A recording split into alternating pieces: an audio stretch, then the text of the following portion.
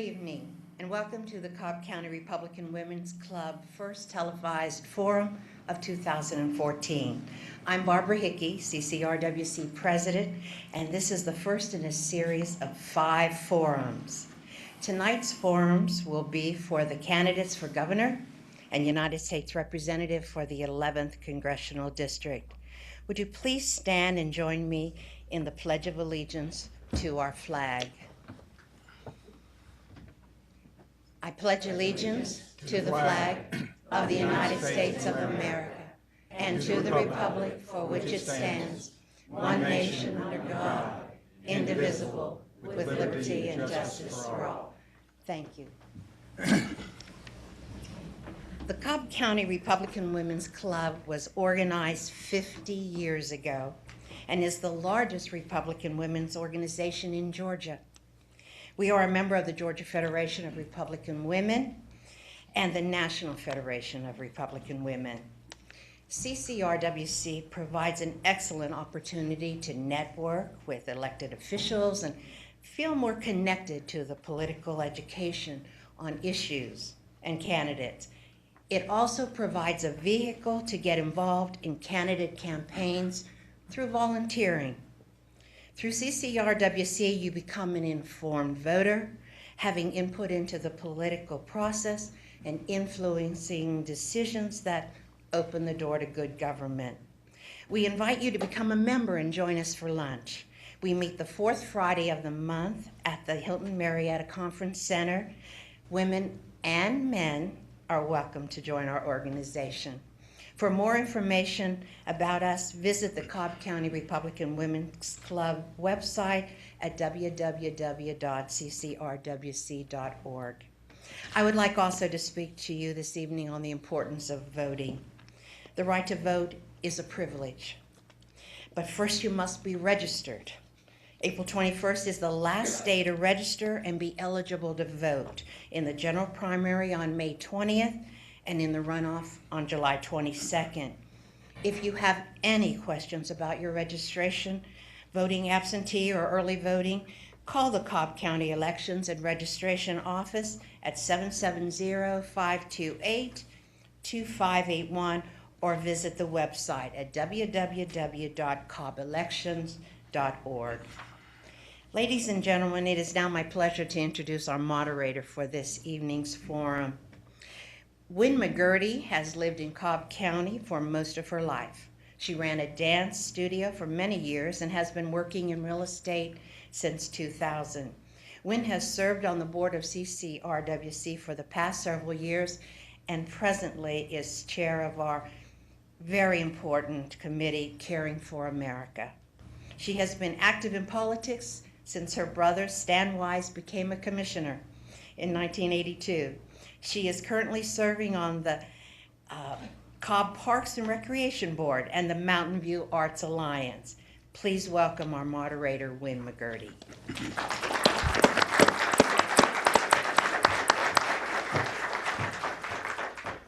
Thank you very much. Just want to remind you this is our first televised Republican Forum in a series of 5 sponsored by the Cobb County Republican Women's Club. Tonight's forum will be for candidates for governor and the United States Representative for the 11th Congressional District. Thank you to the TV 23 staff and their assistants in broadcasting this forum. And also we thank the candidates, our live audience, and our viewing audience. Since this is a live broadcast, I would like to remind everyone to please turn off their phones and any other noisemakers you may have to lessen the distraction. Also, please refrain from applause until the end of our forum. Our format this evening will be each candidate will have 1 minute for an opening statement. They will field questions and the candidates will be given 1 minute to respond. Each candidate will be given 2 minutes for a closing statement. Candidates, there are timekeepers. There is one sitting in front of you and one to my left. You'll be given a 30-second warning card and then a bell will ring to end. You must stop speaking when the bell rings. The Cobb County Republican Women's Club has contacted all candidates for governor and the United States Representative for the 11th Congressional District. If your candidate is not here this evening, it is because they were unable to attend. Our two panelists for the governor's race are Roseanne Hall. Roseanne is a resident of Cobb County since 1968 and has been active in civic and volunteer organizations in the community. She is currently president-elect of the Cobb County Women's Club and has been a realtor since 1991 and is a past president of the Cobb Association of Realtors. She and her husband, Jim Hall, have 6 children and 14 grandchildren. J.D. Van Brink is also a panelist. J.D. is the co-founder of the Georgia Tea Party and has served as chairman since August of 2009. He earned a Bachelor of Science degree in Management Information Systems and an MBA from Tennessee Technological University in 1983 and 84, respectively. JD has developed software for over 31 years and since 1992 has owned and operated Van Brink Systems Incorporated, an IT consulting corporation. He and his wife, Mary, live in Ackworth, Georgia. Our first panel is candidates for Georgia. Our candidates are John Barge, present state school superintendent, and David Pennington, former mayor of Dalton. Mr. Barge, we'll begin with your opening statement. Thank you. Thank you all for being here. I am a Cobb County native, 1984 graduate of Campbell High School. It's a pleasure to be back. While there are numerous issues in this race for governor, including education, economic development, jobs, poverty, water, and let's not forget corruption. I believe they can all be brought under the umbrella of leadership. The governor is absolutely showing no leadership. As we've seen over and over again as late as this week, corruption is second nature. True leadership strives to make life better for those around them under its influence, and proper leadership is self-serving and self-promoting. True leaders motivate others. They don't mislead or exploit people to their own benefit. President Eisenhower, arguably one of the most well-liked presidents in history, said that the supreme quality of leadership is integrity. The Center for Public Integrity ranks Georgia dead last in the nation in public integrity. Dead last. That is this governor's lasting legacy. I think it's time that the people of Georgia have leaders running for their state offices that they respect. Mr. Pennington. Yeah, thank you. I'm running for governor because I'm on a mission. I'm on a mission to restore Georgia back to our proper place, which was the most powerful, successful economy in the South. And we'll do that by adhering to limited government principles of less spending, less taxes, less regulations, and open and transparent government. Limited government does not mean limited possibilities. It means unlimited opportunities for entrepreneurs to start and build their jobs in Georgia, build their companies in Georgia. It means freeing our teachers to do what they were trained to do, educating our children. That is why, first of all, we need to cut the Georgia income tax immediately from 6% to 4% because we have the highest state income tax of all the surrounding states. We need to pull out a Common Core and decentralize education back to local governments, local school systems, and local school teachers. If we'll concentrate on our possibilities in Georgia, not our limitations, I'll assure you Georgia's better days are ahead. And now we'll begin our questioning. You will have 1 minute for your response. You'll be notified as to when you have 30 seconds left, and when the bell rings, you must stop speaking. The first question is from Roseanne Hall for Mr. Pennington. As taxes continue to rise, would you be in favor of removing the state income tax? And what should be put in its place to reduce the burden on the taxpayer? Well, the first thing that has to be done, needs to be done, is to cut the Georgia income tax from 6% to 4% immediately, and not by switching it to a sales tax. We need to cut state government by that amount. As mayor of Dalton, during very difficult times, we cut property taxes 6 straight years by a total of over 30%. We haven't had a countywide splost in 6 years, and still we're able to reinvest millions of dollars in needed infrastructure because limited government works, and that's why we need business people in charge of governments, not professional politicians. And Mr. Barge? As far as understanding the format, respond to the question? Correct. Okay, thank you. Well, first thing we need to do is examine our tax structure. totally in favor of reducing taxes. One thing that we need to keep in mind is that over 40% of our state revenues come right now from income tax. So while I support lowering the income tax, we certainly need to find other ways to balance our budget. Reducing state government sounds good. We have to understand at this point that there are over 6,000 fewer employees in state government than there were in 1999. State government has been reduced by 15% in the last couple of years. In many cases, we can streamline state government by eliminating duplicative state agencies that duplicate the work of others. We can do that. But one of the first things I will do is convene a committee that will look at those taxes and that tax structure. Everything's on the table. Thank you. And the second question will be from J.D. Van Brink for Mr. Barge. How can the Port of Savannah project be expedited, and what role can you play? Well, the Port of Savannah can be expedited. Unfortunately, it's fallen victim to politics at the federal level, I think. But it can be expedited on the state level by us moving forward, finding sources of revenue that we can invest. For example, Senate Bill 210 that was passed this legislative session has a potential price tag of $800 million to $1 billion. It is unproven research in this particular state. If we can find $800 million to $1 billion to fund an unproven practice in this state, then we can certainly find sources of revenue to deepen the Savannah Harbor. We've got to prioritize. Mr. Pennington?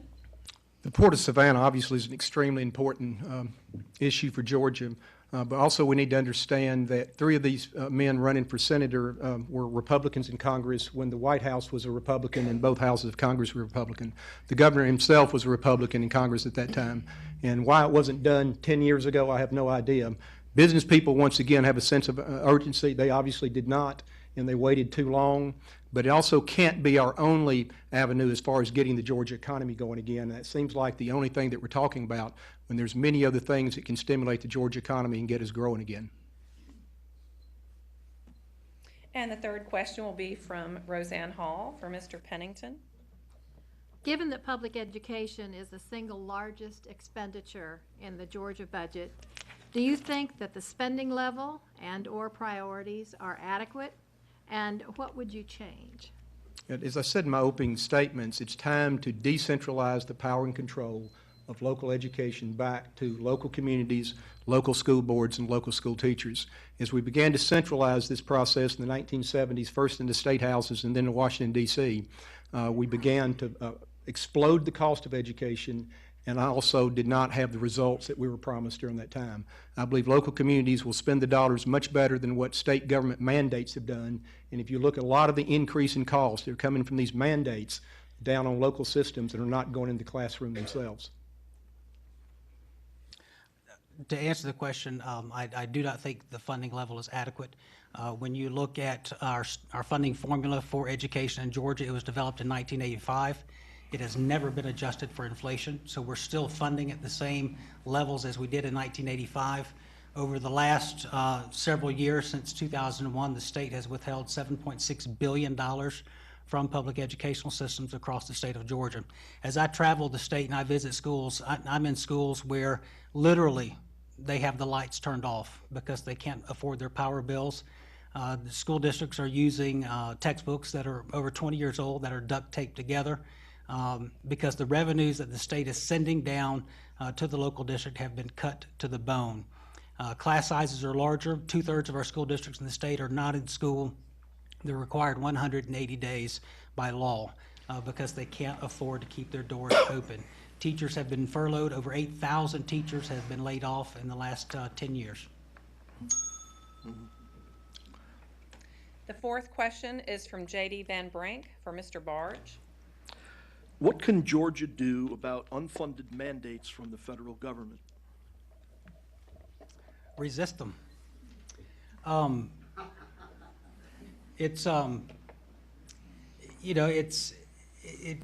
education, we deal with a lot of unfunded mandates. One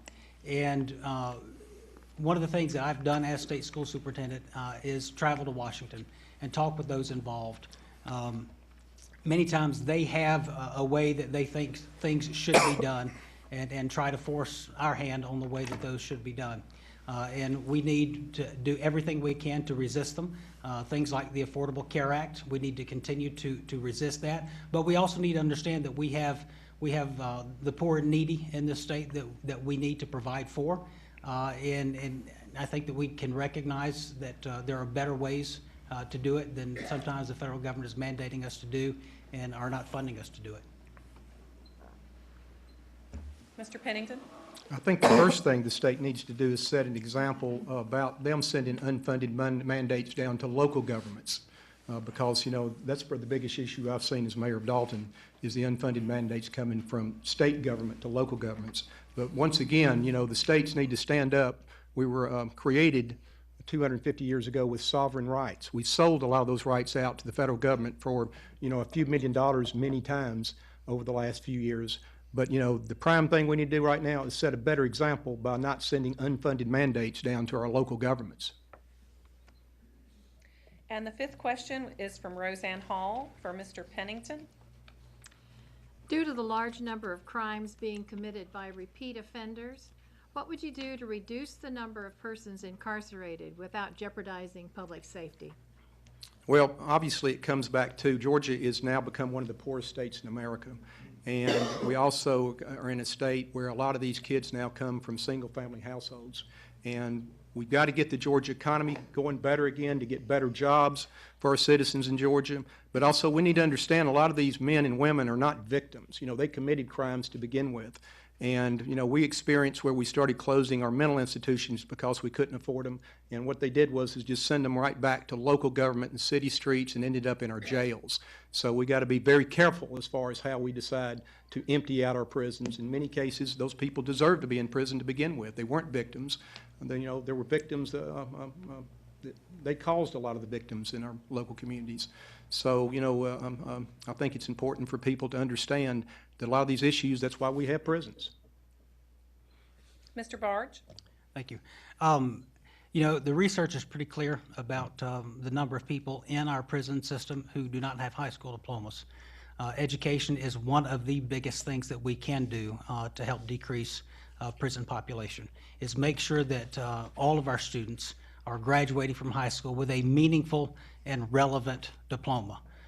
And by relevant, I mean making sure that students are graduating high school with a set of skills and knowledge to be successful in today's world, whether it's going on post-secondary or to the world of work. But approximately 80% of those students in prison do not have a high school diploma. So education is an answer to poverty. Education breaks cycles of poverty. Quality education will reduce the crime and will reduce prison population. Mr. Van Brink, I don't want to put you on the spot here, but do you have another question that you could ask? Wouldn't be the first time. I can handle it. Do you support changing Georgia law to allow counties to charge a fraction of a % on their sales tax rates so that they can tailor their tax rates to their spending needs? Mr. Barge? I would support that. I think that that is the epitome of local control and giving our local communities the ability to do the things they need to do. So yes. I would support it also. It gives them more flexibility. Thank you. The candidates will now have their 2-minute closing statements. Mr. Pennington? Georgia has the 3rd highest teenage unemployment rate in America. We have the 4th highest long-term unemployment rate in America. We have the 5th highest poverty rate in America. That's our present. That doesn't have to be our future. Our future could be, with the right policies as far as getting our economy going again, could be much brighter than what our past has been. But we need to understand we're not competitive as a state. We have one of the highest income taxes in America, the 9th highest in America. We also have an extremely mediocre sales tax level. It's not the highest, but it certainly isn't the lowest either. And we've got to get Georgia's spending under control in order to be able to cut the taxes to get Georgia growing again. We're blessed with tremendous economic assets in Georgia. Probably the best ports in America, the best airport in the world, the best interstate system in the South, the best railroad network in the South. great universities, and competitive utilities. Georgia has the assets to really once again rocket forward, but we've got to have the right economic, tax, and regulatory policies to be able to do this. And once again, if we'll concentrate on our possibilities and not our limitations, Georgia will once again be the marvel of the South. Please give these Republican candidates for governor a round of applause. Oh, excuse me. Excuse me. Oh, yeah, we were running on time. I think I just blew that. Mr. Barge. That's quite all right. You know, in the last several years, more Georgians are now living on the desperate side of poverty than at any time in our state's recent history. Nearly 160,000 more people lived in poverty in 2012 than in 2010. 123,000 Georgians aged 16 to 64 live in poverty but work full-time.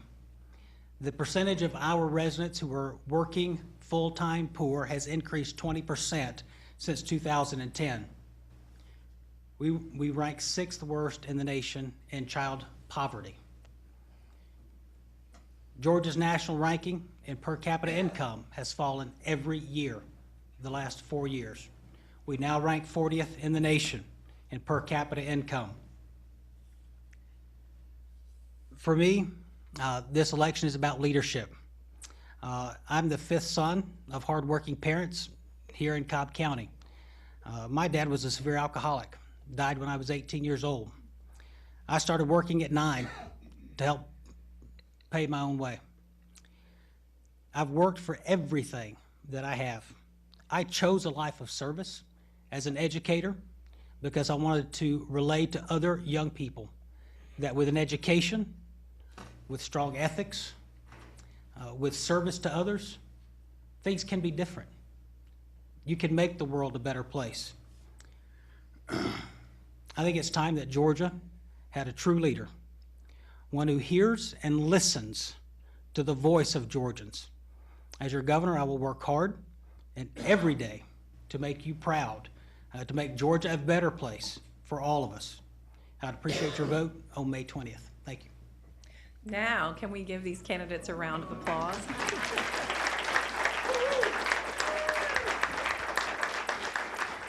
We will take a short break and be back with our candidates for the representatives of District 11.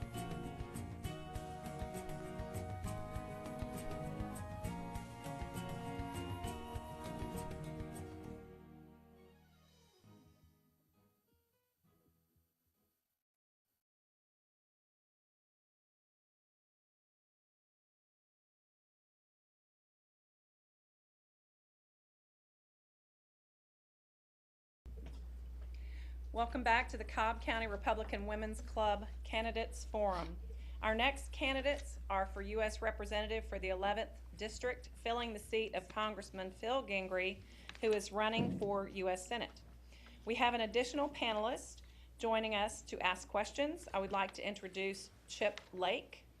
Chip is the founding partner in the political consulting firm Glendale Strategies Incorporated. In that capacity, Mr. Lake has consulted for 4 members of the Georgia Republican delegation and has spent 6 years in Washington as Chief of Staff to Congressman Len Westmoreland. Chip lives in Marietta with his wife, April, and sons, Austin and Carson. Our format again will be each candidate will have 1 minute for an opening statement. They will field questions and will be given 1 minute to respond. Each candidate will also be given 2 minutes for a closing statement. There are 2 timekeepers, one directly in front of you candidates and one to my left. You will be given a 30-second warning card and a bell will ring to end. Due to time constraints, please refrain from applause until the end of the segment of the forum. Our candidates for the U.S. Representatives for the 11th District are former Congressman Bob Barr, Alan Levene, Representative Ed Lindsey, former State Senator Barry Loudermilk, Colonel Larry Mrozinski, and Trisha Pridemore. Congressman Bob Barr, we'll begin with your 1-minute opening statement. Thank you. My name is Bob Barr, and I'm a candidate to represent the 11th District of Georgia in the U.S. House of Representatives. During the time that I had the honor of representing Cobb County and the rest of the 7th District in the House of Representatives, we had to deal with a president named Bill Clinton. Yet through leadership and hard work, we brought Bill Clinton to his knees. We forced him to sign a balanced budget, we forced him to cut taxes, and we forced him to reform welfare, among other things. We now have in President Barack Obama a Bill Clinton on steroids. He is moving this country toward a fiscal abyss. He has completely obliterated the strength of our diplomatic, military, and national security effort overseas. We need somebody in the 11th District that knows how to get the job done, that has been there, that has a proven track record of moving our conservative agenda forward. I'm the only candidate in this race that can make that claim with a straight face and honestly, and that is what the 11th District needs. Thank you. Mr. Levene? Yeah, I'm Alan Levene. I'm running for the 11th District, House of Representatives. I'm a naturalized American citizen. I moved to this country in 1970, became naturalized in 75. I could not believe that the opportunity and the optimism of the American people back then. I did so well that I retired when I was 26. After 2 years, I got tired of being retired, and I became a certified financial planner, specializing in municipal finance. I moved to Cobb County in 1982, had a wonderful time, have enjoyed myself, been in business over 30 years here. I see this country since the year 2000 starting to fail, and I deal in practical solutions. So I want to represent the people of Cobb County, the 11th District, to solve problems and not talk about them. Thank you. Mr. Lindsey? Good evening, and thank y'all for allowing us to come here today and be part of your home, for those of you who are watching on the television. My name is Ed Lindsey. As a Republican state legislator and a leader in the Georgia House, I have developed a well-earned reputation as a conservative who can get the job done. In that capacity, I've taken on the tough challenges. I've looked at things from the inside and the out. I've been the person to go into the room and negotiate those hard things. More importantly, however, I'm also a husband and a father. I have 3 wonderful sons who are in college now. Because of my concern over their future, I believe in a dynamic conservatism that is going to be able to protect their future, enable our nation to maintain its status as that shining city on a hill, and perhaps most importantly, take on head-on the challenges facing our country today. Thank you very much. Senator Loudermilk? Good evening. I'm Barry Loudermilk, and 33 years ago, while attending church, I met a beautiful young lady by the name of Desiree. And shortly after we were married, I felt the call to serve our nation, and so I joined the United States Air Force. And after 8 years of military service, we returned back to my home state of Georgia, where I started a small business which I've been running for the past 20 years. Today we have 3 grown children, and we're very excited that our oldest son and daughter-in-law are about to give us our first grandchild, which is due around the time of the election. However, that child, when she's born, is going to come into a nation that is facing significant challenges that are brought on by big government. An overwhelming debt that threatens our national security and continual threats on our rights and liberties that we knew growing up. But I know we can restore America because I believe in American exceptionalism. Why am I running for Congress? Well, that's pretty simple. Because my children and grandchildren deserve better. Colonel Mrozinski. My name is Colonel Larry Mrozinski, retired U.S. Army.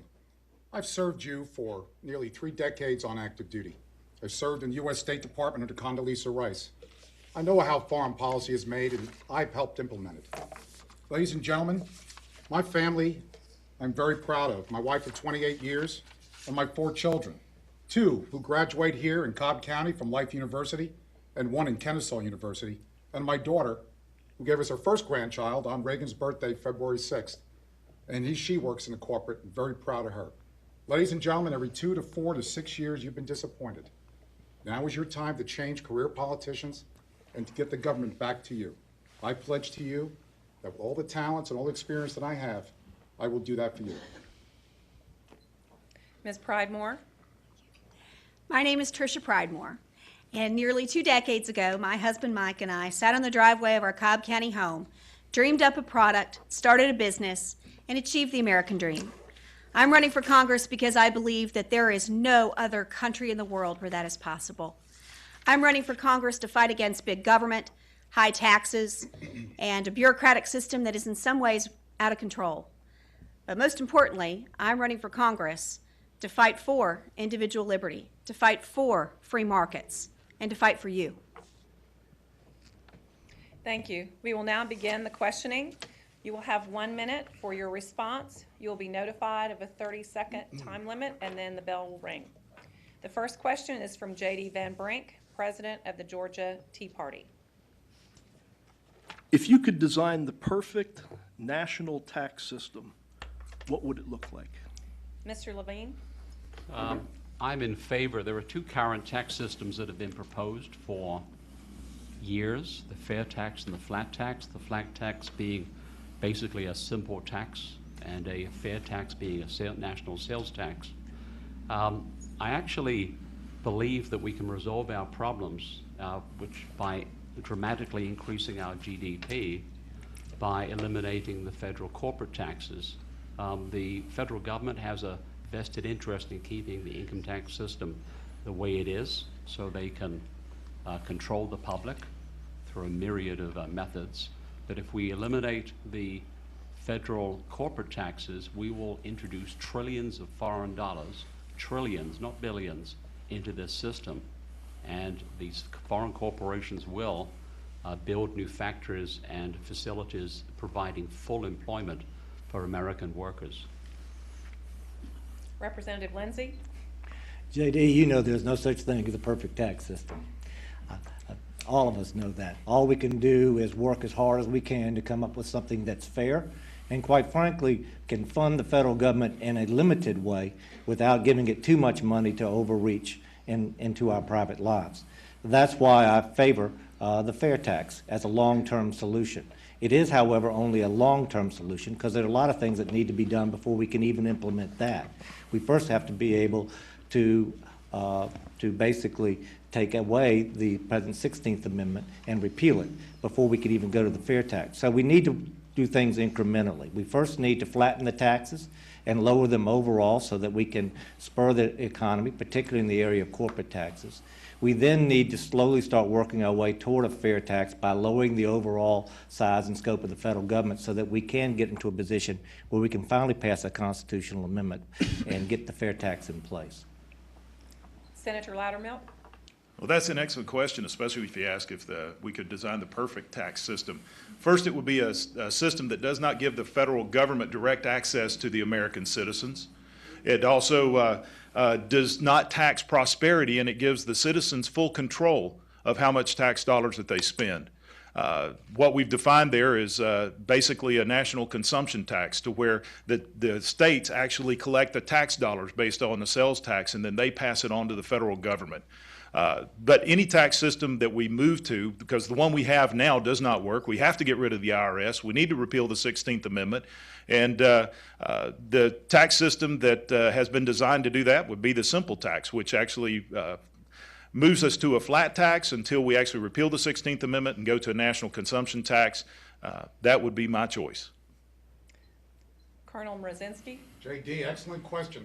Ladies and gentlemen, the fair tax, it's a package. It includes the dissolving of the 16th Amendment. That's the fair way to attack this, not to go after and hope that we can do it. Ladies and gentlemen, in the House and in the Senate, the fair tax has 73 supporters currently and 8 in the Senate. The flat tax only has 10 in the House. And the flat tax only taxes consumption, but what it also does, it taxes everything along the assembly line. Fair tax does not tax used items. Ladies and gentlemen, until something better comes along, Congressman Mrozinski supports the fair tax, and my colleagues that I will meet in Congress. Trisha Pridemore. Thank you, JD. Our current tax code is 74,000 pages long, and it's 185 times bigger than it was when the 16th Amendment was adopted back in 1913.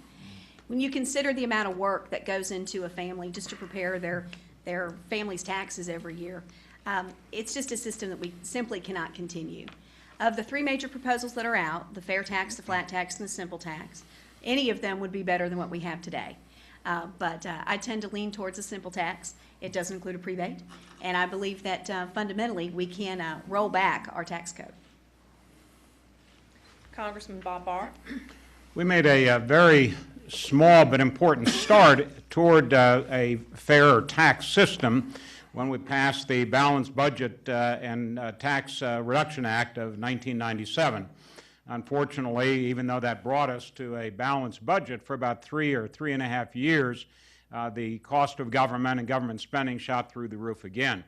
The only way to ensure that we have a fair tax system, a better tax system, one that keeps government spending in check, is to do away with the 16th Amendment, do away with corporate taxes, and institute what has become known as a simple tax, which is a consumption tax at a much lower rate than the fair tax proposals, because it is much simpler. It separates out FICA, so you have a much more direct way through a consumption tax, and you have a timeline that moves us rationally in that direction. And the second question will be from Roseanne Hall, past president of CCRWC. What do you believe is the most important issue that affects the voters in District 11, and how do you propose to address it? I'm sorry, Representative Ed Lindsey. Thank you very much. Excellent question. The number one issue I believe that exists on the federal level is the size of our debt. At the present moment, it's approaching $18 trillion. And we don't seem to have a Congress willing to take on those tough jobs of bringing it into line, balancing the budget. That's why I strongly believe that we need to move toward a balanced budget amendment.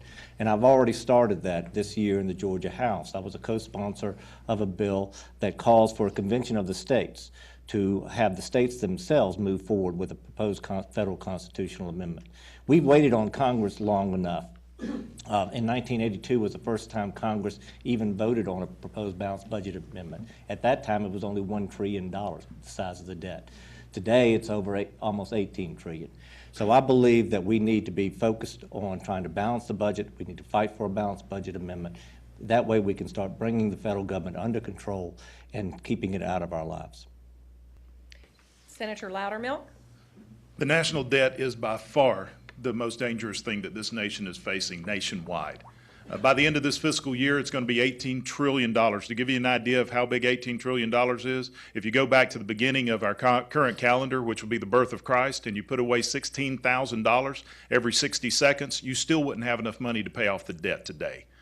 Just the interest payment that we made on the debt alone last year would have bought 151 2,700 F-35 fighter planes, which cost $151 million apiece.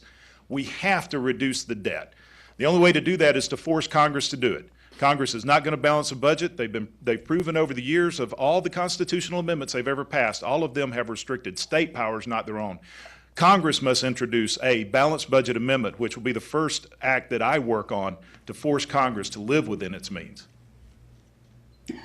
Colonel Mrozinski. Ladies and gentlemen, the first thing that affects us all is our energy. As a congressman, you go to Washington to affect policy implementation or changes or get the burden off the backs of the people. We haven't discussed an energy plan since 2008. I say we have an energy plan. One of my first acts to Congress is just call for an energy policy in this nation.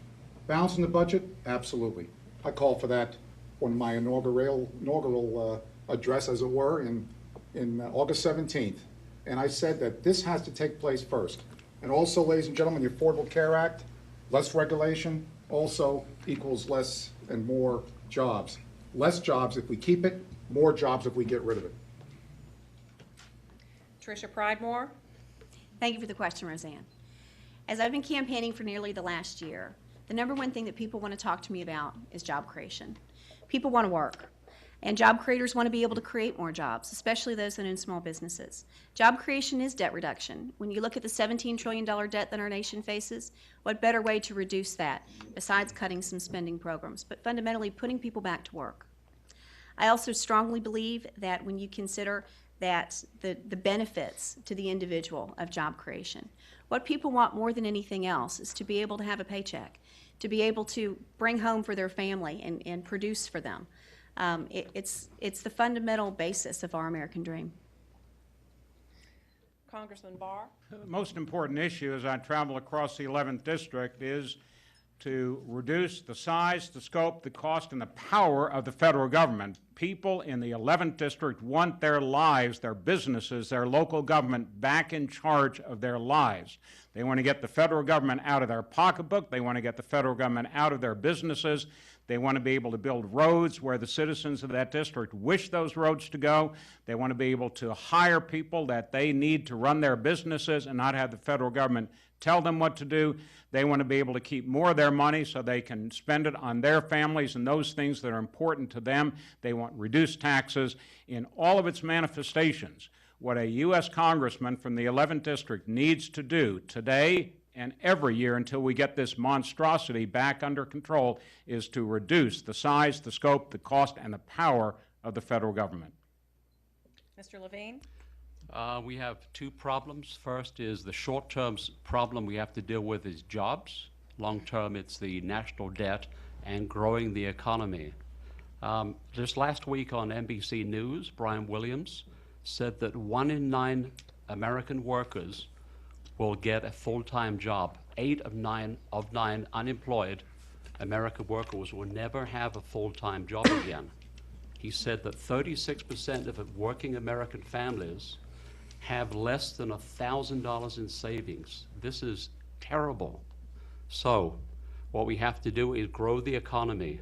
We have to grow it through, as I said earlier, eliminating corporate taxes. We can work on reducing the national debt, but the federal government doesn't want to do that. It wants to keep spending, spending, spending to buy votes. We have to grow the economy, and we can do that very quickly by eliminating corporate debt, by corporate taxes. Thank you. And the third question is from Chip Lake. Thank you. This race is a Republican primary in one of the most predominantly Republican performing districts in the country. There are very few differences between you all on major policy issues. All of you are pro-life. All of you oppose Obamacare. All of you advocate for tax reform and for smaller government. What single item in your background or in your resume do you think best separates you from the others on stage? Barry Loudermilk. What separates me from the other folks that are up here on stage, in fact, they're all very good people, and I've got relationships with all of them. Mr. Barr and I go back 10, 15 years.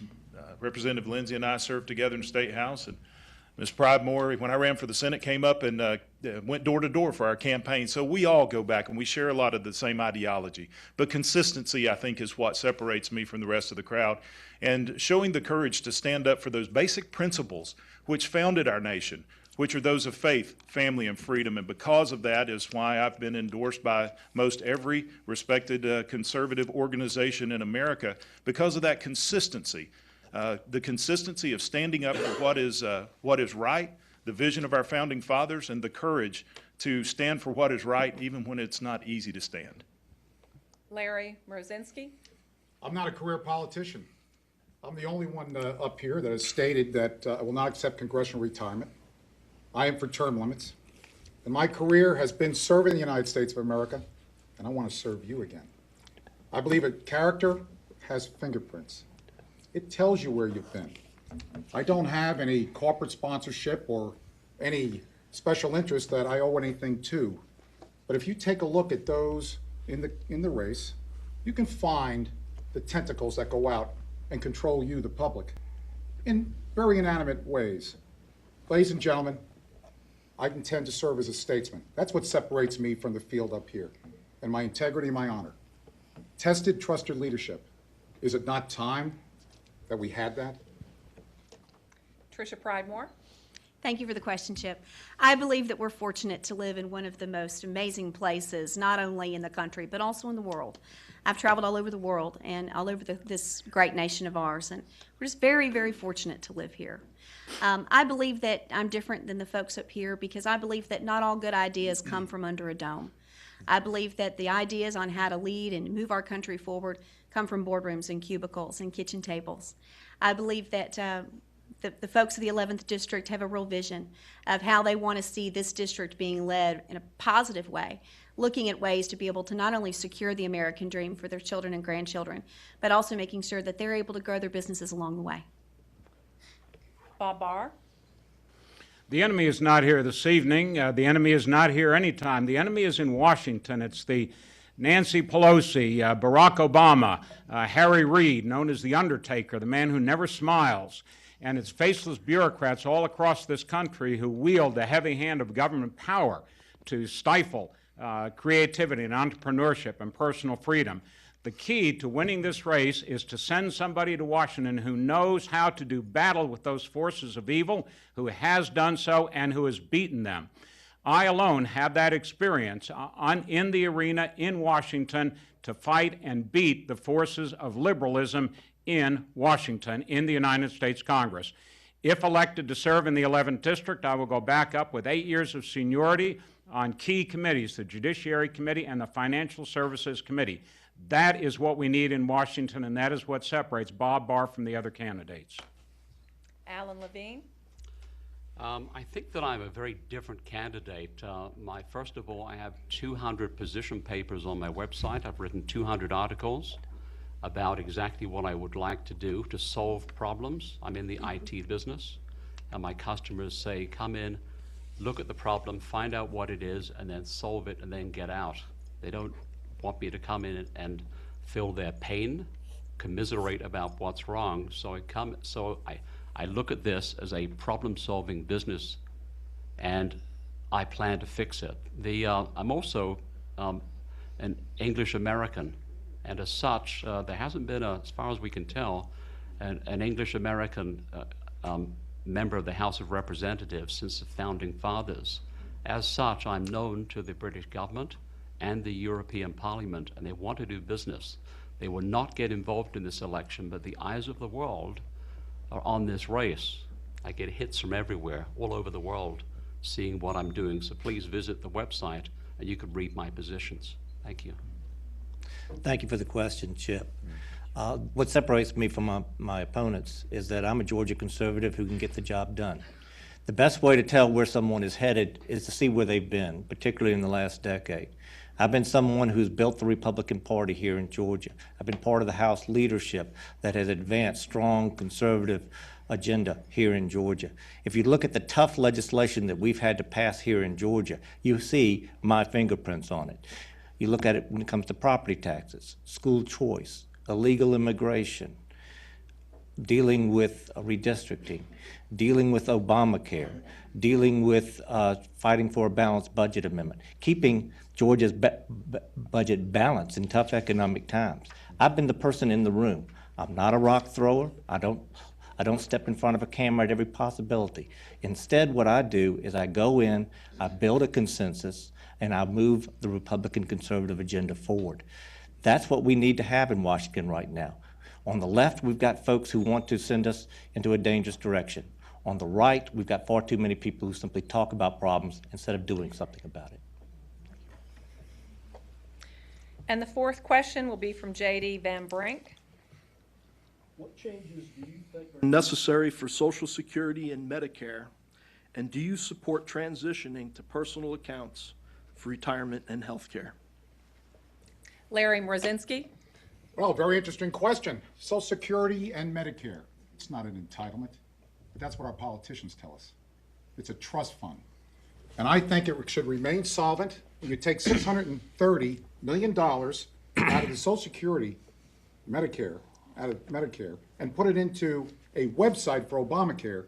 I think that's wrong. When Social Security used for those who are not U.S. citizens, I think that's wrong. And I think that started in 1995 when, in fact, we had America at the brink of looking at the trust funds and sharing with others who had not put into it. Ladies and gentlemen, I think we need to keep Social Security solvent. I believe that private accounts is an option, but that option belongs to the people. What if the representatives come back and said with the people? They haven't asked them. I believe we need to ask the people. But keep Social Security and Medicare for someone who stayed for 4.5 years with his mother and retired. I know what Medicare is and what it can do and what it can't do. And ladies and gentlemen, we need to keep it. Trisha Pridemore. 44% of the budget is made up of Medicare, Medicaid, and Social Security. I think that you look first at the administration and organizational layers of Social Security and Medicare. If you operate an organization at a 35 to 42% cost overhead, or overhead cost, you're looking at some real opportunities for cuts. That's cutting people at the federal level, and that's cutting not only individuals and staff, but also the way that they do business. And I think that considering a $17 trillion debt, we need to start there. I am for personal accounts. I'm 42 years old, and I can tell you that my generation doesn't really expect to see Social Security be there for us when we're ready to retire. I think that it's time for us to have a tough national conversation about how we're going to maybe increase the eligibility age, but making sure that people that have paid into the system, that they're able to receive the benefits of which they've been promised. Bob Barr. In large measure, the debates over the years, such as there have been with regard to Social Security, Medicare, and even Medicaid, are defined largely by the terminology that's used. People talk about these as entitlements. They are not entitlements. Nobody's entitled to somebody else's money to use for themselves or to flow through a bunch of bureaucrats to take from one and give to another. But there are several things that we can and should work toward to reform these programs. First of all, we need to provide more flexibility to the states in those rare instances in recent years in which states have been afforded the flexibility to tailor their Medicaid, Medicare programs to their constituents. It has worked dramatically to lower the cost and to even out those programs. The eventual goal needs to be to move those programs, Medicare and Social Security in particular, toward personal savings accounts, which empowers the people to have at least some degree of control over their money. Alan Levine. I have no issue at all with Social Security or Medicare. I have an issue with our government spending so much money that they will bankrupt us in a matter of 4 years. I believe that in probably 4 years we'll have a dollar collapse, and we'll lose the U.S. dollar as a reserve currency. In 1944, the Bretton Woods Conference in Vermont, the British pound lost its reserve currency to the U.S. dollar. The United States economy took off like a rocket. If we lose that, we're in big trouble. We must grow the economy. What's going to happen soon, I think, is that Social Security and Medicare will be means testing, meaning that if you have done very well in your lifetime, you won't get what you normally would expect. While people who didn't do very well, perhaps didn't choose to work very hard, they will get full benefit of Social Security and Medicare. So leave it the way it is. Ed Lindsey? Thank you, JD, good question. I'm in a unique position in that I've got a mama who's 87, who's drawing Social Security and basically relies on Medicare for health insurance. And I got 3 teenage boys. Actually, they're not teenagers anymore. I got an older boy who's 22 and twins who are 21. So they're at the twins are, and the older boy are at the beginning of their employment cycle in life, and I got a mama at the end. And I got to try to figure out a way to make sure that Medicaid care and Social Security are there for my mama during the rest of her life, and also there's something there for my sons when they reach that particular age. The disadvantage of coming a little bit late into this roundtable here is that a lot of the good points have been made. And I do agree with some of the things that have been said. This is not an entitlement, it's a trust. We've got to do things like what Trisha was talking about in terms of taking on the overhead and cost and figuring out a way to bring health insurance, rather health costs, down to a stable level. We've got to start looking and taking seriously the question of whether or not, for my son's generation, whether or not we should raise the period from 65 to 67 or 68 years old. If we do that, I believe that we can maintain the system. Thank you. Barry Loudermilk? Well, speaking to a group of college students just a few weeks ago, and ask everyone in the room, how many of you believe you'll achieve the American dream? Only about 2 of the students raised their hand. And then I asked them, how many of you actually think you'll ever see any of the dollars that you're putting into Social Security? And not a single one of them raised their hand. And the problem is because of a loss of a term that we used to have, which was called the full faith and credit of the United States of America. And we've lost faith in our government because the government has gotten too big. And of course, as we've seen the debt that we've incurred, we've lost the credit of this nation as well. We have to, it isn't whether we want to, we have to reform these programs. It's just like every other Depression-era program that was a temporary solution has become a permanent problem in this nation. We have to reform it. We have to cut costs. And yes, I support migrating these programs to private accounts, but there has to be a transition because the money that was put in by the previous generations belonged to them as well. The 5th question is from Roseanne Hall. Considering the problems that Americans are experiencing with the Affordable Health Care Act, what efforts would you engage to either improve or remove it? Trisha? House Republicans have voted over 40 times to repeal Obamacare. And until the Republican Party has a Senate and has a majority in the Senate and has the White House, there really is not a possibility to be able to just repeal it on its own. I instead believe that we need to promote solutions, and I think that a really great solution that's out there is Dr. Tom Price's Empowering Patients First Act. What it does is it opens up the relationship back to patients and doctors so that we can have real free market alternatives in health care. It also allows us to purchase insurance across state lines, all the while ensuring that people that have a pre-existing condition can be covered. So I would encourage folks to look into the Empowering Patients First Act. I think it's a great first step. Bob Barr? The Obamacare legislation, when it passed the House, was well over 2,000 pages in length. It is one of those rare pieces of legislation, lengthy legislation, in which there is not one good piece of anything, not one good crossed T or dotted I. Eventually, what we have to do is we have to kill it. We have to drive a stake through its heart, shoot it, burn it, cut it up, and scatter its 4 ashes to the world. In the meantime, what Congress has to do, and this is an important power that the House of Representatives has that is not used often enough or consistently enough. We need to use the power of the purse to begin doing in a constitutional way what Obama is doing unconstitutionally. We need to defund specific provisions in the Affordable Care Obamacare Act and attach those to pieces, to appropriations bills that the president must have in order to run the programs that he favors.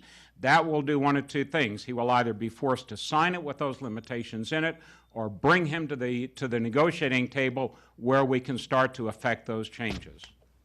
Mr. Levene? I would say that most people in this room think that Obamacare is a law. It isn't. It's a framework which the regulators and the president seems to change frequently. The regulators will be working on Obamacare for the next probably 40 years in order to finalize what it actually means. That is our problem. I'm the only candidate for this position that was brought up under the national health system in England, and I know how bad it is. Obamacare is one of 3 steps, the first of 3 steps towards a single payer system, in other words, a national health program. The second step, there's a representative in Connecticut who wants to incorporate the people who are denied Medicaid under the state's mandate to provide it for 3 years, that is, under federal payment. And the next stage after that will be a taxation, which will take the insurance companies out of the picture. So we will have a national health system, and it must be stopped. Ed Lindsey? Thank you, and another great question. The first thing we do basically is fight, and fight outside the box. Think creatively about ways in which we can to remove Obamacare from our society, because it is a very dangerous program that will cripple our long-term economic health. That's why I offered the Lindsey Amendment in the Georgia House this year that basically sets forth how the state of Georgia will not be using state taxpayers' hard-earned dollars to help fund Obamacare. Bottom line is, and I don't know if folks can pick this up, but this is a triangle, folks, and herein lies the problem. Anytime that you got patient A going to service provider B, and C being the government paying for it, you got an inherent problem because A and B do not have a vested interest in controlling cost. That's why you've got to bring market policies back into this whole system and make A and B have a vested interest in controlling the cost. That's what we need to be doing. Trisha mentioned Congressman Price's program, and I agree with that. Thank you. Mr. Loudermilk? The Affordable Care Act is neither affordable or does it promote health care as a government takeover of the insurance industry. There needed to be reforms, but this was not the answer, and it needs to go away. But the reality is, even if the Republicans take the Senate and we pass a complete repeal, which I will vote for, I'll put my name on it and I'll fight for it.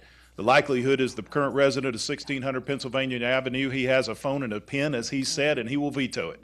So what we have to do is take advantage of the situation that is at hand and institute free market principles. Section 10,104 of Obamacare exempts direct primary care from Obamacare. Direct primary care is simple. It's just like when you take your car to the auto shop to be repaired, you pay cash for it. We need to implement those types of policies and procedures, remove the caps on health savings accounts, allow employers to put more into health savings accounts, and allow that to pay directly cash for direct primary care. That can truly revolutionize the healthcare industry in America by true free market reforms. Sorry. Janelle went wild with the bell. I like the bell. Mr. Loudermilk, would you mind sharing your microphone with Mr. Mrozinski? We're hearing that we can't hear you. And it's a great question, and I think the question was, what are the solutions? Well, ColonelLarry.com, I've written about these solutions in excruciating detail, everything down to minimum loss ratios. Ladies and gentlemen, we have health care by zip code. If you live in Albany, you're paying 3 times as much you did on September, October of last year. January 1st, somebody in Albany went up to $364 a month. Why? Because it's by zip code, quality health. We need to make sure that deductibles are raised. It's outlawed under Obamacare, and we need to make sure that someone who has the withdrawal can have the coverage. We went from a 6-to-1 ratio to a current 3-to-1 ratio, putting the burden on the back of our young people in college today and causing them to pay not only for Medicare when they work, but also for the higher insurance premiums. No. You have to come with solutions. I don't want to see a single payer and have this fail. We will not capitulate. We offer solutions, and that's what I will do when I get to Congress. The 6th question is from Chip Lake. Thank you. The issues facing our nation are complex, and the solutions are also complex. Recently, a candidate for U.S. Senate here in Georgia made comments critical of one of his opponents for not having a college degree. As a result of those comments, a debate has begun over what qualities are most important for an elected official to possess in order to be in a position to solve these complex problems. Without asking you to wade into the Senate primary, what qualities do you believe are most important for a member of Congress to possess in order to be in a position to positively influence change in Washington? Bob Barr.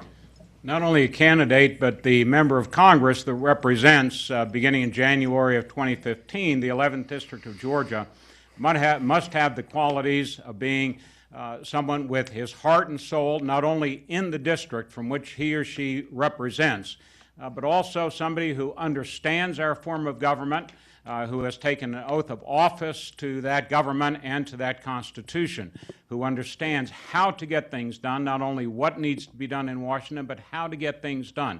It's very easy in Washington, or as in the state capitol, to introduce legislation. You just draft it up, you give it to the clerk, and they file it. And you can go home and you can say, I've introduced a piece of legislation. It's very easy to give a good stump speech. Everybody in the House of Representatives can get a 1-minute speech every single day. What's more difficult is to actually move that conservative agenda forward. That is the ability that we need, given the challenges ahead, whether it is the Base Realignment and Cloture Commission, whether it's reducing government spending. That's what we need, the ability to get things done. Mr. Levene.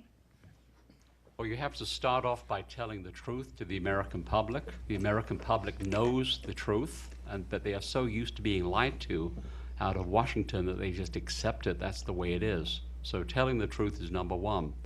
You have to, secondly, think in terms of solutions. I've been in the IT business for 30 years, and I think in terms of solutions and not commiserating about what the problem is. As such, I've had a very successful career in figuring out the best way to get to the desired outcome. That is the most important thing. And the desired outcome for our nation is fundamentally by growing our gross domestic product rapidly. Many of these problems will just vanish if we can grow our GDP rapidly and provide full-time jobs, well-paid jobs for American workers, to the point that the unemployment numbers are never mentioned on television because there is full employment. I can provide that. Ed Lindsey. Chip, good question. Let me first start off by saying that as the grandson of a farmer who never had an opportunity to go to college, I can tell you that my granddaddy was one of the wisest men I ever knew, and he could take on just about any issue. The 4 attributes that I would say are vital for any public servant in any particular job for success, and it's what I've seen after a decade in the Georgia House, is number 1, having the patience to listen, to recognize that you're not the smartest person in the room, but your job is to find the smartest person in the room and listen to them. Secondly is to have the strength to lead. The third is to have the wisdom to know how to negotiate without compromising your principles, and that takes experience. And fourth, and perhaps most importantly, having the courage to stay the course when times get tough. Because no matter how right you may be, there's always going to be somebody out there with a vested interest not to change things, and you're going to have to fight all the way through it. And so you've got to have the courage to stay the course. Those are basically the 4 attributes that I would say are vitally important for anyone who wants to hold this 11th district job. Barry Loudermilk. That is a very excellent question. And the very first thing our founding fathers said was the character of the individual. They have to have a selfless nature because they put serving others before themselves. But we also have to have a vision, the vision of our founding fathers, not just the words that we see on the Constitution, as Thomas Jefferson said, that the politicians and the judges will be able to squeeze any meaning out of those words, but the true spirit of the Constitution. The vision our founding fathers had of this nation was a government, a federal government that was so small and insignificant that you tended to forget that it even existed. We also need experience. As a small business owner, I live day to day what big government and overregulation is doing. As a former legislator in the State House and the State Senate, I know what it takes to negotiate and reach across to others with different ideas. And as I say, I will negotiate my preferences, but I'll never compromise my principles. And it's to be well-founded, to understand the rules, the ideas, and the principles that our founding fathers held for this nation. Larry Mrozinski. As the son of a father whose father died, my father never graduated high school, so I understand the question. My father always taught us two boys, my older and younger brother, and myself, that education is something that he wanted to afford us. So I worked hard, and my mother made sure that that happened in our educational life as well. Ladies and gentlemen, I attained a master's degree in international relations because as a small child, I envisioned myself serving in the military and, yes, the State Department. I think education is something that we seek out. So I could sit across the table with the Russians and also our friends, the Israelis. Oh, yes, I'm ready to negotiate because I've done it. And I will continue to do it for America and for the days that are ahead. As uncertain as they may be, Colonel Larry Mrozinski will be there, and I'll make sure the waters are calm. Trisha Pridemore. When I look for a leader, I look for somebody who's willing to work hard, with a servant's heart, somebody who's real, somebody who's interested in listening. But more than anything else, I look for somebody who is strongly rooted in faith and rooted in something that's bigger than themselves, that truth and those principles that guide them and have guided them their whole lives. And the seventh question is from J.D. Van Brink. Regarding national security, do you think that the spending level and/or priorities are adequate, and what would you change? Alan Levene. Well, this is an interesting question. I grew up in England. My father got a subscription to Newsweek for about 5 or 6 years. And between 12 or 13 to when I was 18, I read Newsweek, every word of Newsweek, every single week. And I couldn't understand why this country was fighting in Vietnam. And I concluded, and I have not changed my opinion, that our foreign policy is terrible and has been terrible probably for the last 50 years.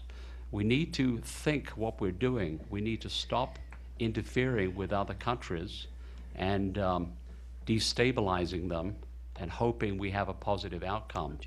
As the CIA says, we have blowback when we do things because we can. So I would suggest that we keep our defense forces well funded, but don't go out looking for trouble. We don't need it. Ed Lindsey. JD, thank you again for that question. In 2 months, my oldest son, Harmon, will graduate from West Point and put on his shoulders second lieutenant bars. I never want him or any of the other cadets that are graduating from West Point or any other young man or woman stepping up to defend our country to engage in a fair fight. I want them to go into battles that have to be fought with overwhelming odds. And that's why I'm so very troubled with the present status of our military readiness. We are very aware of the dangers of the drawdown in terms of the size of our military. But folks aren't focusing a little bit deeper. Our military is right now a shell. We're not capable of taking on a lot of the enemies in our world. And keep in mind, we do have a dangerous world that we still live in.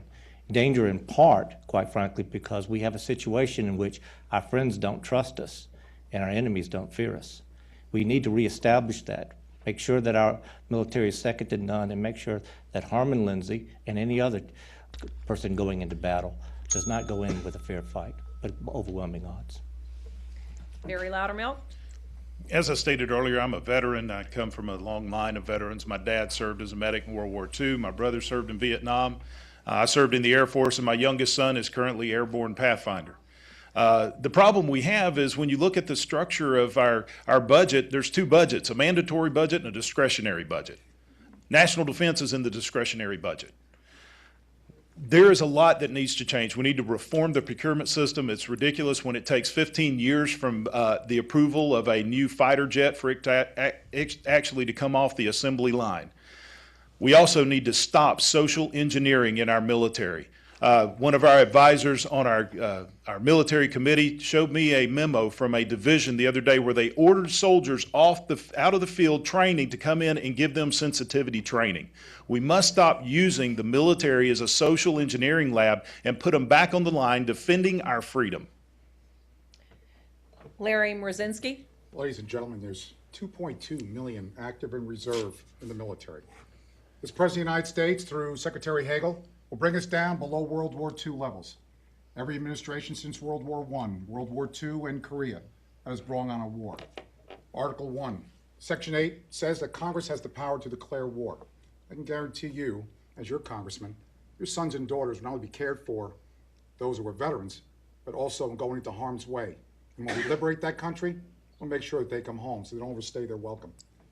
What we have here going on today is simply, not only it's a budget, it's a leadership crisis. And ladies and gentlemen, I've seen on the horizon what we have. My son Michael, who served as a sergeant in the infantry, said, "Dad, they teach us more about political correctness than they do about survival skills." Ladies and gentlemen, that will change because having experience out of the 14 congressional districts, I will bring that to Congress and make America stronger. Trisha Pridemore. Our allies need to trust us, and the enemies of freedom need to fear us, plain and simple. I believe, like President Reagan believed, in peace through strength. I believe that we need to do everything that we can to stop the reformation of the USSR and stop our current administration's policy of kowtowing to Comrade Putin. I also believe in strong protection of the nation of Israel. I also strongly believe that it's time that we enforce tough sanctions against Iran and Syria and those nations that completely oppose freedom. I think that when you consider the cost of freedom and how it needs to be explored in our budget, I think that we need to roll back Secretary Hagel's budgetary lines that he's just put forward. I think that it's time that we put ourselves in a position of protecting our veterans. I think it's time that we look at folks like Ed's son and make sure that he has everything that he needs to make sure that he does a job well done. Bob Barr. Many of us in this room and many of the listening audience lived through the debacle of the Carter drawdown, which created a hollow military a generation ago. And we are indeed still paying the price today in many respects for what Carter visited on this country and on the world. We see it with the continued strength and rise of Iran. And we see it again on steroids with this president, President Obama. Even though we do not have the leadership that we need at the commander-in-chief position, and we will not at least until January of 2017 with a new president. In the meantime, we must ensure and do everything that we can to ensure that our military has the proper logistics, the proper equipment, the proper personnel, and you cannot do that, Chip, with the current spending levels and those that are projected. We need to beef those up, and we need, particularly here in this district, to be on guard against another BRAC cut, because it's coming. And our 8th question will be from Roseanne Hall. When you determined that you wanted to run for Congressional District 11, what are the number 1, 2, and 3 reasons why you chose to run? Ed Lindsey. Thank you very much. First reason was policy. I was frustrated with the fact, after 10 years in the House, of seeing more and more of the problems that we were having to deal with on the state level having originated in Washington without anyone up in Washington really fighting to come up with solutions. So that was policy, number 1. Number 2 was party, quite frankly. I was frustrated with the fact that my national party is simply sitting there spinning its wheels and not actually advancing a strong, aggressive, conservative alternatives to the Obama administration. It's no surprise to a lot of folks that while most Americans agree with our principles, they don't think that we know what we're doing, and we need to change that. Number 3, and I've mentioned them, and they're 3 boys, Harmon, Charlie, and Zach. I want to make sure that they have the kind of future that they deserve to have, that this country should be offering all of our children in this country. And I'm going to fight very hard to make sure that the promise of America is brighter for them than it was for me, and that's the way it should be for our country. Barry Loudermilk. It's interesting that one question is asked more than any other question. Why? Why are you running for office? Most candidates, they won't tell you why. They'll tell you what they're going to do or how they're going to do it. But I told you in the beginning, why? Because our children and grandchildren deserve better than what we're passing on to them. We have a very short time to turn this nation around. The second reason is when we looked at this district, it's one of the most conservative districts in the entire nation. We wanted to make sure that someone who represented those ideas and principles were in Washington, somebody who had the courage to stand up and fight, who had had the experience and had the reputation of standing up against big government. The third is what I said earlier, that we don't have a whole lot of time. This is the most critical election in the history of our nation. My children tell me often, Dad, we just want the America that you had growing up. We want to experience the freedom and the liberty that you had, not being constrained by big government. We can turn this nation around, but it's going to take a short amount of time and it's going to take courageous leadership. Larry Mrozinski. To serve again, to restore the faith that you, in your homes, have lost to representative government. I want to restore that and bring back your belief in statesmanship that manages state affairs. As the 11th Congressional District Representative to our 2012 RNC convention in Tampa, I had the privilege to have input into our platform, 2012, one of the finest that we've ever crafted. And I was chairman of Veterans Outreach in the state of Georgia, the first appointed by one of the greatest chairmen we've had, Sue Everhart. And ladies and gentlemen, I've learned across all of Georgia and doing all the walking on nearly 3,000 doors that I've knocked on. They want trust in their representative. That's what they're looking for. And that's why I want to deliver that. Trisha Pridemore.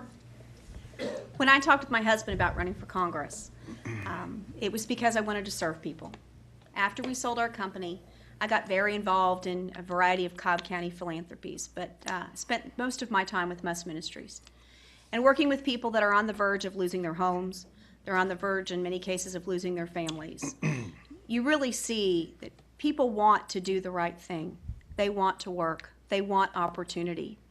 And I want more people, I want everyone, to have the opportunity to sit on their driveway with their spouse, dream up an idea, and be able to achieve the American dream. I'm also doing it because when you consider the fact that we live in such an amazing country, this district really provides an opportunity to share our values all across the country. We have a great way of doing that with the outreach of the district, but also the fact that, for many folks, Cobb County is the center of Republican politics. And I want to make sure that I represent Cobb County in a very positive, conservative way. Bob Barr.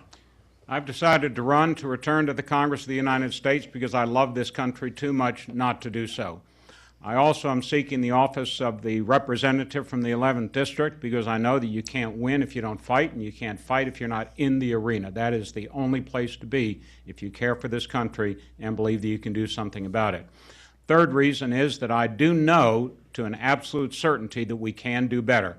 I've been there as a part of the team that did, in fact, defeat the programs of a liberal president. We balanced the budget, we reduced taxes, we reformed welfare, even though there was a sitting Democrat, a liberal, in the White House. And lastly, I run because I hear what Ronald Reagan heard when he talked about the American sound. That American sound, which is big-hearted, compassionate, and strong, still echoes out across this country, across this district. I hear it and I heed it. Alan Levene. My three reasons are: one, this flag. When I was brought up in London, England, I used to visit the American Embassy, sit across from the embassy in Grosvenor Square, and I used to eat my lunch sandwiches, and I used to look at this flag. I love this country. It means everything to me. I'm honored to be a citizen, and I have to return the favor. The problems we have are fixable. We have to increase the gross domestic product. That will fix our problems. So this flag is primarily it. This country, when I came here, was unbelievably optimistic. In the last 10 years, it has become pessimistic. I have seen what happens in the United Kingdom, Great Britain, when you have out-of-control spending. We are going down the same road as Great Britain, and I want to stop it. And with your support, I will. We'll have a prosperous United States forever. And the ninth question is from Chip Lake. Congress's approval ratings are at an all-time low, and most people agree that Washington, D.C. is broken. Many would agree that many of the problems in Congress lie within the structural framework of which Congress operates. Other than voting conservative, which is very important for this congressional district, is there anything else that a member of Congress can do to fix what's broken in Washington, D.C.? Barry Loudermilk. Any public service isn't just about ideals and ideology, but it's about relationships. It's the ability to build relationships with others and focus on those things of which you agree. Most everyone that, especially from this area and the other members of Congress from Georgia that I've met with, I've actually traveled with several others that are considered constitutional conservatives. And they begin to organize themselves into a caucus to focus on those things that are most important, like balancing the budget and limiting government, and building a caucus together that works together for solutions. That's one of the first things that we can do. But we also have to reach out and do some other things, dynamic things, such as changing some of the rules under which Congress operates, like putting a single subject rule in, like we have in the state of Georgia, to where you can only have one subject matter in a piece of legislation to stop Congress from inserting spending bills into defense bills. And so there's a lot of structure that needs to change, which will have to happen over time, but relationships have to be in place. Larry Mrozinski. Leadership, ideas, and that's what I put forth in this campaign and I have online. Ladies and gentlemen, I'll give you one example. The donor state. For the last 50-plus years, Georgia's only gotten back 84.0%. Some up here have seen that pass and have done nothing about it. In our House of Representatives, I will make sure that your roads are not tolled. And that's what I brought, that we, as one of 9 out of the 48, are not donor states to the others. So our excise tax from gasoline comes back here. That's one idea of leadership. Talk is cheap. Leadership is what we need. Ladies and gentlemen, I've been an activist civilian after the military, and I will do what I did on active duty to not only fix our national security issues and our troops and keep them out of harm's way. I'll bring that to you in Congress. Trisha Pridemore. We need to listen, but we need to look for common ground without sacrificing our principles. 47% of House Republicans have been in Washington 37 months or less. 21% of them have never held elected office before. I think that what we're looking at is a group of people that are looking to bring that fresh perspective. There are people that, like me, they've signed the front of a paycheck before when they knew that there were times they couldn't sign the back of one. And I think that when you consider the fact that you've got a new, young group of people in Washington, D.C. that are looking to make fundamental sound changes to be able to help our nation thrive, I want to be a part of that. Bob Barr. When we balanced the federal budget back in 1997, it didn't happen by chance. When we impeached a crooked president in 1998, in December of that year, it didn't happen by chance. It happened because a group of men and women who believe in principles, who understood the Constitution, who had the integrity to stand relentlessly to do what was right, worked toward that end and accomplished those and many other accomplishments during those years when I had the honor of serving in the Congress. There are many things that can be done. Yes, it is broken, but it is not irreparable. We have the Constitution to guide us. That gives us a proper framework. It gives us the owner's manual, so to speak, within which to do it.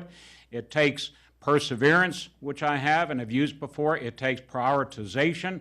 And it takes realizing that you're not in Congress simply to grab a headline. You're there to relentlessly fight on behalf of the American people in your district to shrink the size, the scope, the cost, and the power of the federal government. I've been there. I've done it. I ask for your votes to do it again. Alan Levene. When you go to Washington, you have to work towards positive change. The problem is, in Washington, is that the people who have been there the longest have seniority, and when they have seniority, they will block change that may offend their special interests, who give them money all of the time. So the key is to provide solutions, and one of the solutions that I have that nobody else has ever brought up is a practical term limits amendment. Term limits amendment is very, very difficult to pass, but I have a practical replacement for that. If the members of Congress run for re-election after between 8 or 12 years and they run, then they lose their pensions. By losing their pensions, they will quit. We need new blood in Washington. We need to move the people who have been there for too long and who've outstayed their welcomes but will not go. We have to move them out, and that's what, by voiding congressional pensions, if they run again, will help move them out so they can retire. Thank you for the question. You know, last October, as a Halloween treat, I actually wrote a paper in which I pointed out that zombies are better regarded in the United States today than members of Congress. And unfortunately, the poll numbers tended to bear that up. It's been touched on before by some of my comrades here, but let me sort of touch on it again. Finding common ground. I've learned a long time ago in politics to keep your opponents temporary and your friends permanent. That's because someone who could be your harshest critic on a bill today may be your closest ally tomorrow. And you've got to have that attitude to walk in. I've done that here in Georgia. Could not have, was part of the leadership that got the charter school amendment passed. Couldn't have done that without, quite frankly, a few liberal Democrats coming with us. I've done that when it came to human trafficking. Couldn't have done that without reaching out to different disparate groups that normally don't get along and make sure that they all stayed in the room until we reached a common resolution on that issue, and a host of other things. So I think attitude is one of the most important things that you can have in Congress. Mr. Van Brink has another question for everyone. We will start with Bob Barr. Thank you. Article 5 of the United States Constitution provides for 2/3 of the states to apply to Congress to call a convention for the purpose of proposing constitutional amendments. A growing number of people believe that this method is our best chance to initiate term limit, balanced budget, and tax reform amendments. Do you support this effort? You referred to the Constitution of the United States of America. The Constitution of the United States of America, I believe, is the greatest document written by the hand of man. You could amend it 50 ways to Sunday, and it still is not going to bring us back to the government that was envisioned by this document and by our founders. The point is, it is not the number of amendments to the Constitution, it is the will, the knowledge, and the perseverance of the American people to get back to what this document provides for us, and that is a government of limited enumerated powers. We have tried, and I voted for a balanced budget amendment. We didn't get it through. I voted for a term limits amendment. We were not able to get it through. You have to keep pressing these issues, but until we have a judiciary that understands what the Constitution is, until we have a president that understands he is not an imperial president, and until we have a Congress that is peopled by men and women who understand the role of the Congress to provide effective oversight and spending limits, we will continue to have those problems. Alan Levene. Constitutional amendments are very, very difficult to pass. They require a very high vote in the House and the Senate, and also they have to be ratified by the majority of the states. That is extremely difficult to accomplish. As such, people propose a variety of amendments which don't get passed, and they probably know ahead of time nothing's really going to happen except for it looks good to propose certain amendments. I always propose practical solutions, and which is why I brought up the concept of voiding congressional pensions if they run again. It's an easy to pass type of bill if it's a rider on a must-pass bill, and then you could work with your former caucus of like-minded individuals in the House of Representatives and push these through. I'm all for a variety of constitutional amendments, but they are, from a practical point of view, they're very, very difficult to pass, and as such, I would go for the practical solutions instead. J.D., thank you for the question. The answer is yes. That's why I co-sponsored one bill this year that called for a convention of the states dealing with the balanced budget amendment, and I fought on the floor for an additional 2.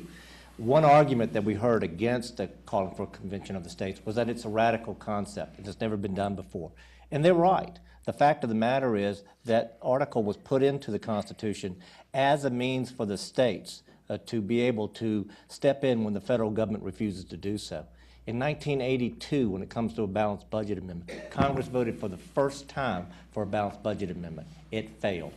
At that time, we only had a $1 trillion debt. It came up again in 1995, and I applaud Bob Barr for voting for it, but it failed again. At that time, we only had a $5 trillion debt. As was pointed out earlier tonight, we now have over an $18 trillion debt, or approaching that very rapidly. The fact of the matter is, the question shouldn't be whether we should do it. The question should be, if not now, when? And my answer is, now is the time for the states to put pressure on Congress. If they won't act, the states should. Thank you. Barry Loudermilk.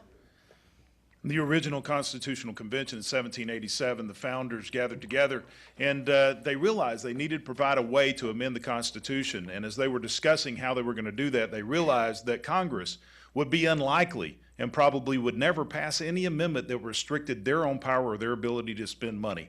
History has proven that to be true of every amendment that's ever been passed in the Constitution. All the amendments restricted the power of the states. They never restrict the power of the government itself. The founders put in Article 5 the ability for the people to amend the Constitution by calling for a convention of the states to propose an amendment to the Constitution which it would follow the same process. I have co-sponsored legislation in the Georgia Senate that passed the House this year that would call for a convention of the states for a balanced budget amendment.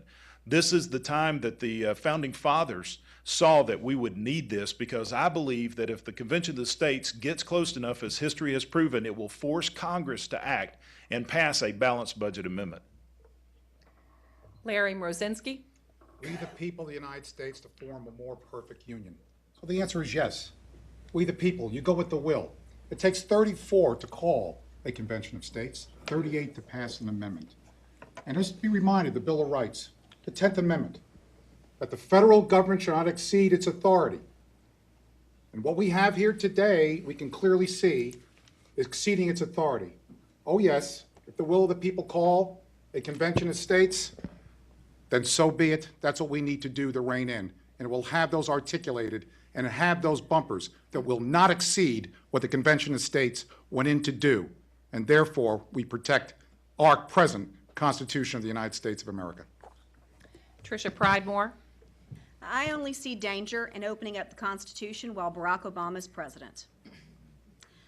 I also think that for all of us up here that believe in a constitutional amendment to balance the budget, we do that as Republicans by winning elections.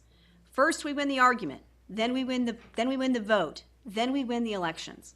And I think that when you look at this year, it's critical that Republicans take the Senate, and in 2016, it's even more critical that we take back the White House. Thank you. And now our candidates will have their 2 minutes for a closing statement. Someone drew your name out of a hat, and so this is the order. Barry Loudermilk. You know, growing up here in Georgia, my parents instilled in me a certain set of values that we've passed on to our children.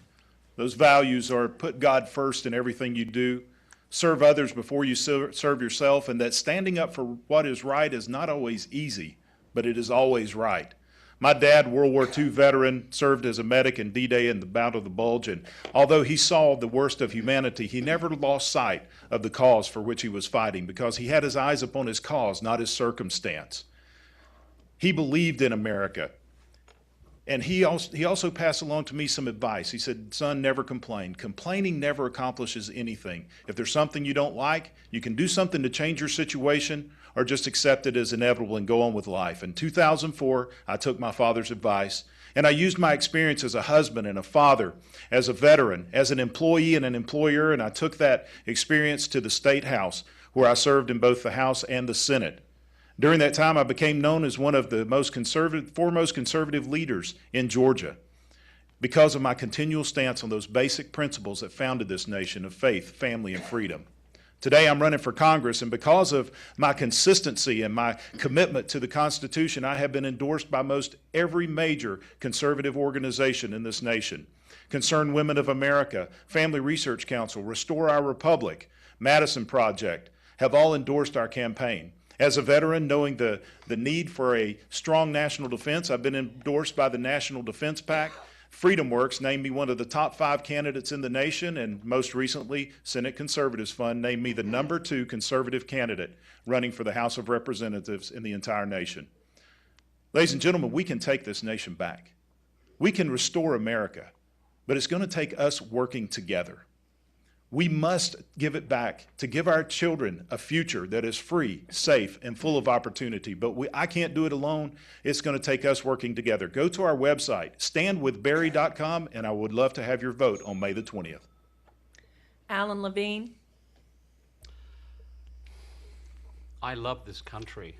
I'm honored to be an American citizen, and I would do whatever I can to make this country full of optimism and successful. I am the full employment candidate.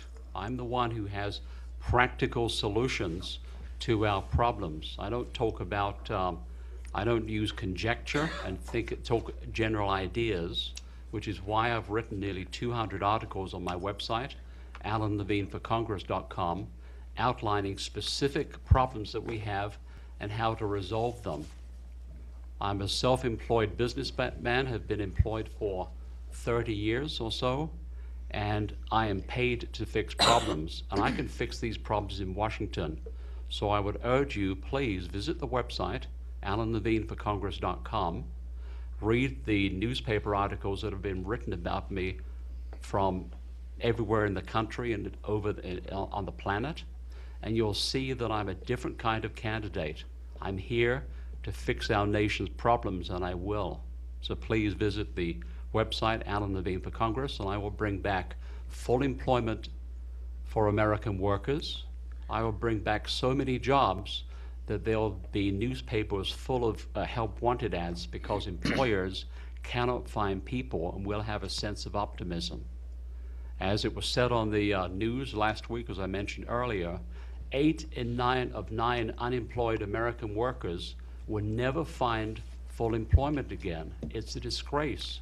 We are the most powerful country in the world, and yet only 1 in 9 will ever find a full-time job. This is terrible. I know how to bring full employment to America, not just the 11th District, but I know how to do this for the entire country. In '96, we had the Olympics. Georgia spent $2 billion on promoting Atlanta. Because I'm an English American, I can focus the eyes of the entire Commonwealth on Georgia for no cost at all. Thank you. Thank you. Ed Lindsey. Well, once again, I want to thank the Cobb County Republican Women for hosting this, and I want to thank all of our listeners, both in the audience here and at home, for listening in on this very important debate. I want to start off not so much talking about me, but talking about you and making sure that you go out and vote on May 20th. Last Saturday, something very impressive happened around the world, and unfortunately it didn't get nearly the amount of press that it should have. Millions of Afghans went to the polls. They were threatened. They were told that they would be killed. They were told their families would be killed. They were told their children could be tortured if they went to the polls. But millions went to the polls. So if you're thinking about not going to the polls on May 20th, I want you to think about those Afghans who risked their lives to go to the polls to be part of a democratic process. Now, I'm Ed Lindsey, and I'm running for Congress. I've told you before, I'm a Georgia conservative who can get the job done. That's been my reputation in the Georgia House. That's what I've fought to do. What exactly does that mean in terms of how I interpret conservatism? I interpret conservatism to mean it must be a dynamic force that protects the future of our children, a dynamic force that maintains our society, that shining city on a hill, a dynamic force that takes on the problems of our present society and takes us to greater and new heights. I've worked hard for 10 years in the Georgia House, and I've succeeded on a lot of the tough issues that we now are going to have to also face in Congress. I've succeeded for the reasons that I told you, Chip, earlier about what I thought was so important in terms of a legislator. I've shown in the Georgia House that I have the patience to listen. That's what has led me to a lot of the bills that I've carried over the years, such as the human trafficking bill. I've shown that I have the strength to lead. That's what led me to fight for the charter school amendment. I've shown that I have the ability to negotiate without compromising my principles. That's how I was able to work for 5 years to balance our budget in tough times. And lastly, I've shown that I have the courage to stay the course when times get tough. My name is Ed Lindsey. I ask for your vote tonight. Trisha Pridemore. Thank you to the Cobb County Republican Women's Club. Thank you to our moderators, to Win. everyone sitting here in the auditorium, and to you all at home who chose to inform yourself about the candidates in this race instead of watching the Braves home opener. It's been an honor to share my message and our campaign with you all this evening. When you look around, you'll see that there's a lot of races, and there's a lot of people that are vying for your attention that are running for office. I hope that 7 weeks from today, you'll make the decision to send a fresh perspective to Washington, D.C., that you'll make the decision to send somebody that is going to fight for you, who's a conservative, who understands the fact that, well, we are hard-pressed on every side, but we are not crushed. We are perplexed, but we're not in despair. See, America is so much bigger than any one president. Everything that is upon us are all things that we can overcome. And we can do it when we do it together, and we fight for what's right. My name is Trisha Pridemore, and I ask for your vote May the 20th. Please look for us on Facebook, on Twitter, and our website is pridemoreforcongress.com. Thank you so much for your attention. God bless you, and may God bless America. Bob Barr. I'd like to thank the Cobb County Republican Women's Club for providing this forum, hosting it this evening. And I want to thank Cobb County for making this facility available. Thank the audience for being here. Thank the viewing audience for watching, and thank the moderator and also those asking very insightful questions. My name is Bob Barr, and I was asked by President Ronald Reagan to serve as his and your United States Attorney for the Northern District of Georgia. When Reagan nominated me as the U.S. Attorney, he didn't set me down and say, Bob, I want you to be a mamby-pamby U.S. Attorney. Just go down there, mark time, spend a few years down there, and then leave. No, he said, I want you to go down there and I want you to represent the people of the district, the Northern District of Georgia, to put the money launderers away, the drug traffickers away, the child pornographers away, the con artists away, and the corrupt politicians especially away, and that's what I did. When I was elected to serve as your representative from the 7th District, I did not hear from a single person that they wanted a member of Congress representing the 7th District who simply talked the talk, told us how conservative he was as many times as he could, and voted the right way, and then just came back home occasionally to let us know that he was still around. No. The people of the 7th District sent me to Washington 4 times to fight for them, to shrink the size, the scope, the cost, and the power of the federal government, and I was honored to help accomplish those tasks. I ask now for the people of the 11th District to send me to the Congress to finish the job that I started on your behalf back when I served in the 7th District, to know how to prioritize the issues, to know where to go to fight for these issues, not to simply talk the talk, not to simply vote the vote, but to actually get things done to move our shared conservative agenda forward. That's what we need. We need that now more than ever. And I, Bob Barr, ask for your votes on May 20th of 2014 to do just that. Thank you. Larry Mrozinski. Thank you to the Cobb County Republican Women's Club and to our moderators and to you at home. I thank you for the opportunity to consider me to serve again. Tested, trusted leadership. I pledge to you that I will take care of your interests and take care of the individual as well as the whole. Ladies and gentlemen, these are tough times that are ahead. It's going to have solid character and proven, and I will deliver that to you. Take a look at many of the candidates, and also go online to colonellarry.com. Much we could not cover here tonight. Our moderators couldn't do that because of the time constraints. Go and look at the detail. Find out where people have been. And ladies and gentlemen, where I've been and where I am, I pledge to you that in the future, I will be there for you, as I was for my mother, as I was for my grandchild born, and as I am as a Right to Life endorsed candidate. I believe that endorsements are the brick and the mortar that holds the person together. I do not need to seek that. I need to seek your vote. I believe that the endorsement is from you, and looking at my career and where I've been in service to the country, you know where I'm going. Choose a non-career politician. Take a new path. Let's have faith again. Let's restore the hope in America that we all yearn for. I do. My family does. And I'll bring it back home to you. colonellarry.com, May 20. Help is on the way. Please give these Republican candidates for U.S. Representative a round of applause.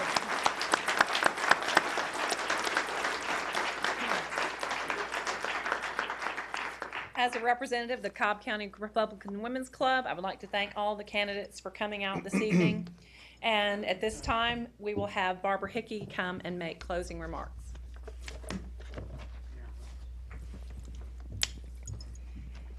I think we can do this on time.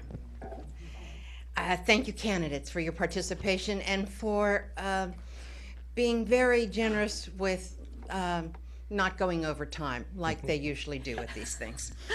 I want to thank the Board of Commissioners, TV23 staff, and Wynn McGurty, our moderator. I want to thank Tanya Boga and Rose Wing, our campaign forum chairs. Would you please stand, you ladies, and the rest of you? I want to thank you so much. Dorothy Baskin, please stand. Jim Baskin, Martha Dearman, Billy Dendy, Dee Gay, Roseanne Hall, Sharon Herndon, Cheryl Lenny, Donna Rowe, Helen Story, Chris Waldman, and Janelle Woody. Thank you for a job well done. Well, we hope tonight's forum has been beneficial and informative, and that you will watch our next forum on Thursday, April 10th at 7:00 p.m. here on Channel TV 23. It will be candidates for state school superintendent and candidates for Cobb County Board of Education, posts 2, 4, and 6. Thank you for watching and attending the Cobb County Republican Women's Club Forum. Am I almost there, CP? Good night and good voting.